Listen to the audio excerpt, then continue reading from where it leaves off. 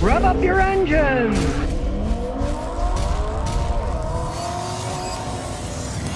Well, here we go. The tariff wars are going on. Now China is retaliating against Trump's trade tyranny, that they call it, with an 84% tariff. Well, Trump said 125. Now the Chinese are down to 84, and I suppose Trump will counter with something else. It'll go back and forth and back and forth and back and forth. And money certainly will change hands under the table, as it usually does.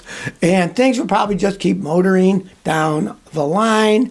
The only problem is our government is operating on borrowed money. A little history of it, they've been borrowing money for so long, and they can barely even pay the interest back, and they don't really have the money to pay it back. What do? They borrow more money. Well, most people can't do that. Governments can, but people can't do that, because if they did, the world would be a giant mess. People would just keep borrowing money, never pay it back, and then eventually, boom, something would blow.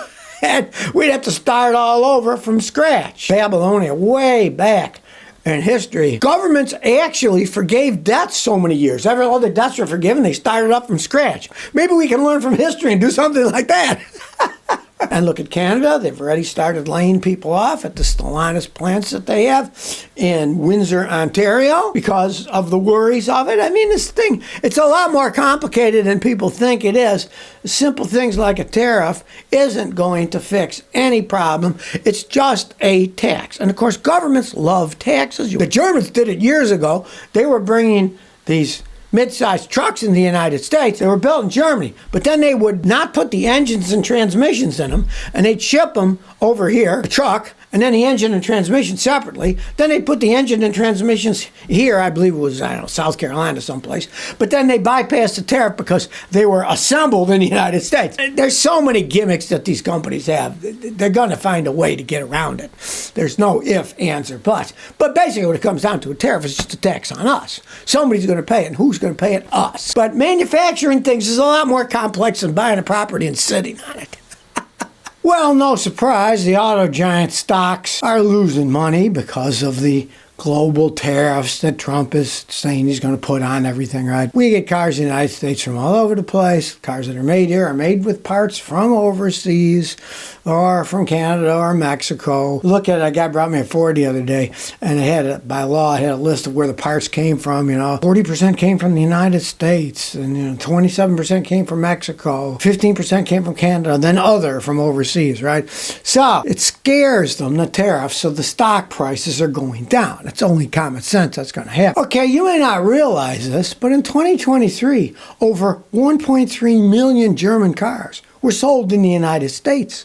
So last year, that many German cars. People are still buying them.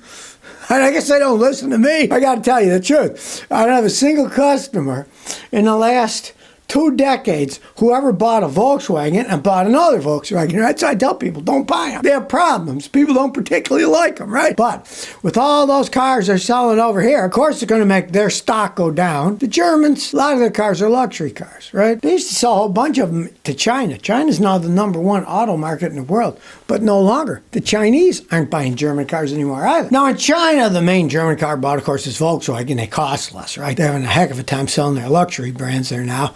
And even with Volkswagens, their sales are down like 7% from last year, and they keep going down because the Chinese, guess what? They're now buying their own stuff. Why would they buy German stuff when they can buy their own stuff? It only makes sense, right? With all this tariff stuff, and they're worried we're losing the Chinese market. Hey, we're going to start losing the American market. Well, they got to do something. Volkswagen itself is in pretty deep doo-doo if you follow the company. They're laying people off. They're shutting factories down. They said they would never do, but they have to because the money, they didn't make great cars. I don't know why so many people buy them. I just don't comprehend some things, right? This tariff is really shaking up the European car market. The English too, but I was surprised to find out that the English still sold over 100,000 cars in the United States last year. Cars made in England. There's some foolish people out there, right? Well, all this crazy tariff stuff that's going on now, as it stands at this very second, they're doing 100-something% tariff on Chinese stuff. Let's get down to the nitty-gritty, though. How are these tariffs collected? Well, the companies that bring the foreign goods into the country have to pay the tax to the government. It's collected when the imported goods clear U.S. customs. Are you going to trust people? Come on. I did a little research. Take the ship containers coming from China, right? LA gets a whole bunch of them. Well, at the Port of LA, they say less than 2% of those are even looked into to see what's actually in there. Right? What is this, an honor system? Look, we're going to tax you 120%, but be honest. Tell us what's in there, right? Come on now. Some of this stuff is just craziness. And of course, since Donald said it's 125% tariff on China, but he's open to talks. We all know what that means, that there's going to be backroom deals cut on all this stuff, right? Just like they were going to shut down TikTok because it's Chinese and, it's a security risk. TikTok's going wild. Did you notice that Alex Ovechkin, when he set the scoring record, his jersey had a big old TikTok thing on it when he did it, right? The Chinese guys at TikTok were in the front row of Trump's inauguration. Hey, money talks and BS walks, like the saying goes, right? So, I mean, it's kind of like we got a carnival barker going on, like P.T. Barnum, you know. Hey, we got a deal going here. Hey, look behind the tent. Let's see what's going on there. This whole thing is making the world markets go gaga because they don't know what's actually going to happen. Now, I mean, like I said, how they collect these tariffs, what a mess that would be, attempting to actually collect these things, right? You know what a absolute logjam there would be. The giant bureaucracy behind that certainly doesn't exist to any level that would be needed if all these tariffs actually took effect. You can see a lot of it's just straight out bluffing. They're just playing a game, right? And then the markets go up and down because, unfortunately today, the stock market is not a true investment. It's a gambling house. You might as well go to Las Vegas and throw your money down. It's not true investment anymore. It's just, we heard a rumor that this is happening, and then the stock goes up because it's great. And then, we heard a rumor it's bad, and the stock goes back down. I mean, it's just craziness. And the tariff idea just implements how crazy it actually is. That people just talking can make the world economy snap like that and go up or down.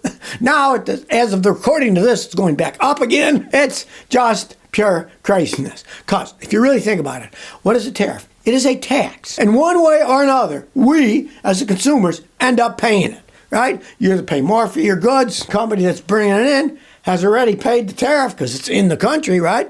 So they're going to be real leery about bringing stuff in. If they think, well, there's going to be a tariff that we have to pay as soon as it's in the country, we got to pay this money on stuff we haven't sold yet. It is so complex that a simple idea like a tariff doesn't work anymore. The world is too complicated. It's just too intermingled that something like this, nothing more than a bargaining chip. That's all that it is. You watch. There's not going to be 125% tariff on Chinese stuff. Maybe on one thing, like on chopsticks or something. I don't know. But anything that's big and important, boy, they'll have some backroom deals going on here. GM and Chevy announces a new payment for millions of their customers, as much as $6,700 direct payment from the settlement that went through court. They think that's the average payment. It may go as high as $12,700. Now, what's this about?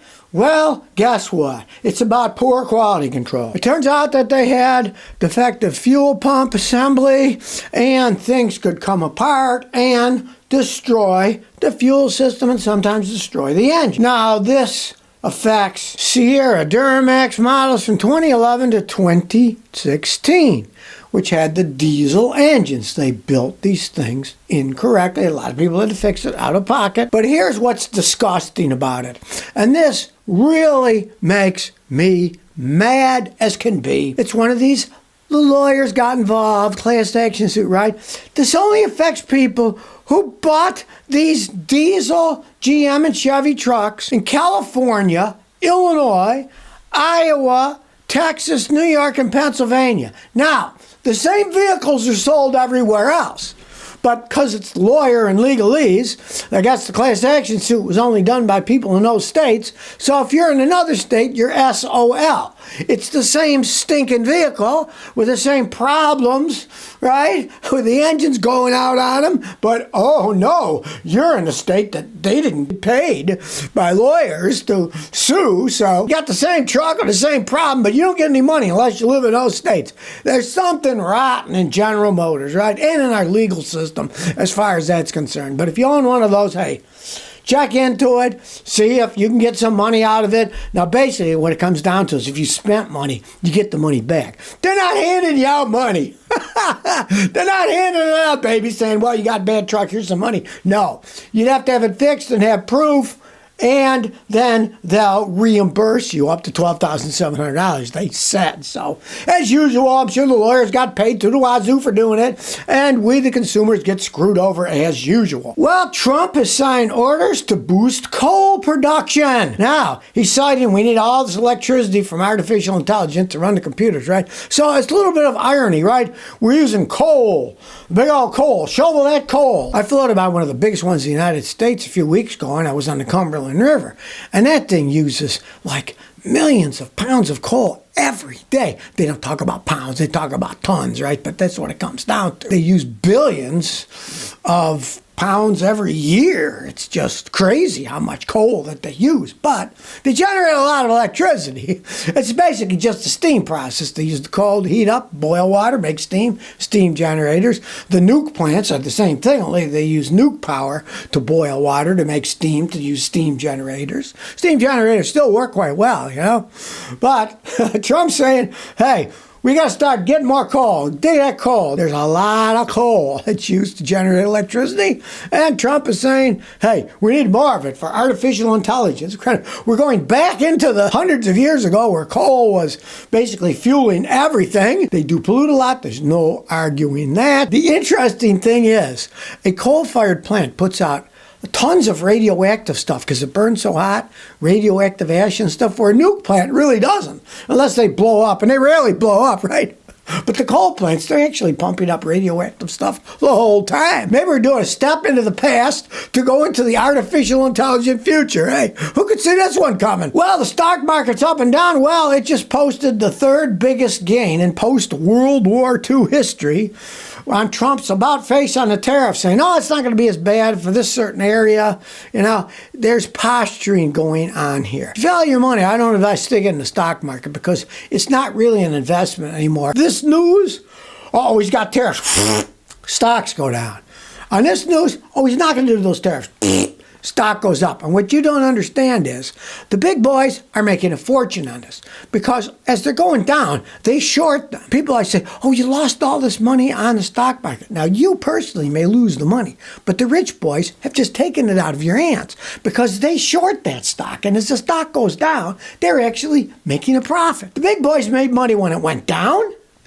And the big boys make money when it goes up. A bizarre situation. I mean, so even if you end up, it went down a whole bunch, right? And even if it ends up right back where it started from months ago, these people have made fortunes with it going up and down. That's why Japan has had a lot of problems, because Japan for decades had the stock market just stayed even the whole time. The Japanese made good products, the companies went fine, but the stock market value didn't go up. But it didn't go down either. So nobody can make money. That's one of the big reasons on Wall Street that they allow people to short stocks, to buy them in the hope that they go down. Absurd. I know, it sounds ridiculous, but hey, it's a gambling house. What can you say? You know? And as long as it goes up and down, they don't care because they're making money on movements. If it doesn't move, they can't make any money because if they short it and it stays, they can't make a profit. If they go long and it stays the same, they can't make a profit. It just sits there, right? Kind of like most of our money that we put in the bank. What, the last 2 decades, what do they give you? 0.5% interest, right? While these companies are making fortunes, borrowing that money. And then if they go bankrupt, well, we lost. Too bad. It's your money, not ours, right? Now it's up again, down again. But just realize, people, it is just gambling. You can do better things with your money than throw it in the stock market the way that it is today. It's just up, down, crazy. But they want it to go up and down. Because if it stays the same like in Japan as it did for decades, nobody's making the money that's invested in it. They don't care if it goes way down, and as long as it comes way back up, or if it goes way back up and it goes way back down, because they're going to short it when it's going down and they're going to go long when it's going up. So if you never want to miss another one of my new car repair videos, remember to ring that bell.